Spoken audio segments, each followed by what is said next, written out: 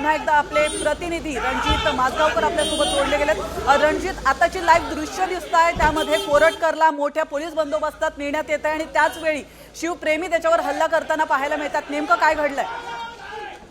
या हल्ल्याची पूर्वकल्पना खरं तर पोलिसांना होतीच, काहीतरी घडेल या अपेक्षेने कोल्हापूर कोर्टाच्या चारी बाजूने मोठा पोलीस बंदोबस्त तैनात करण्यात आला होता। ज्यावेळी कोरटकरला खाली आणून गाडीत बसवण्याचा प्रयत्न झाला त्यावेळी 3 वेळा 3 वेगवेगळे दरवाजे बदलण्यात आले होते।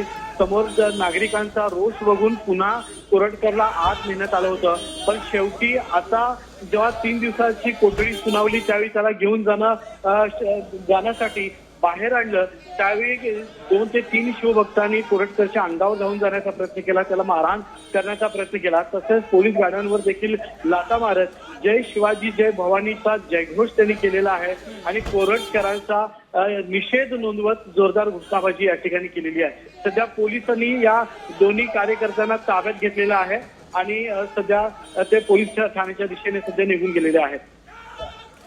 रणजित, आपण पाहिलं की हल्ला तर त्याच्यावरती झालेला आहे, मात्र त्याला या कारमधून नेण्यात येत आहे। नेमकं आता पोलीस कोठडीसाठी कोरटकरला कुठे घेऊन जाण्यात आलेलं आहे? कॉमस्कोर नुसार आता isakal.com आहे देशातील नंबर 1 ची मराठी न्यूज वेबसाईट। प्रत्येक अपडेटसाठी isakal.com ला नक्की भेट द्या।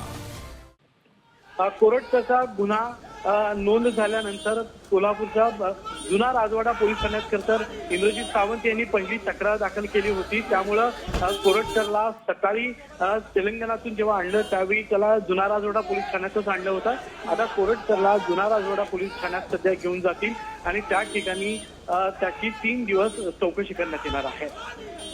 रणजित, या दृश्यांच्या माध्यमातून आपण पाहू शकतो ज्या व्यक्तींनी त्याच्यावरती हल्ला चढवण्याचा प्रयत्न केलेला आहे ती व्यक्ती नेमकी कोण होती आणि आता कशा पद्धतीने त्यांची चौकशी करण्यात येणार आहे? त्यांना ताब्यात घेण्यात आलंय का? सकाळपासून पोलीस ठाण्याच्या दारात पासून ते कोर्टापर्यंत जय भवानी जय शिवाजीचा जयघोष करणारे अनेक शिवभक्त खरं तर या ठिकाणी आले होते।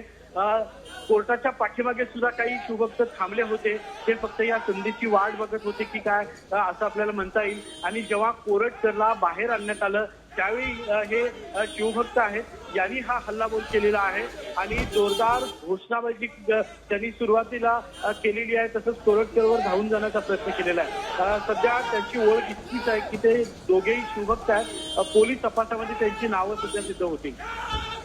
रणजित, आपण जर या संपूर्ण घटनेचा घटनाक्रम पाहिला तर ज्या वेळेला त्याने सावंतांना फोन केला होता, छत्रपती शिवाजी महाराज यांच्याबद्दल अपशब्द वापरले होते, त्यानंतर दुसऱ्या का तिसऱ्या दिवशीच त्याने एक व्हिडिओ देखील प्रदर्शित केला होता ज्यामध्ये छत्रपती शिवाजी महाराजांचा नमस्कार करताना तो पाहायला मिळाला होता।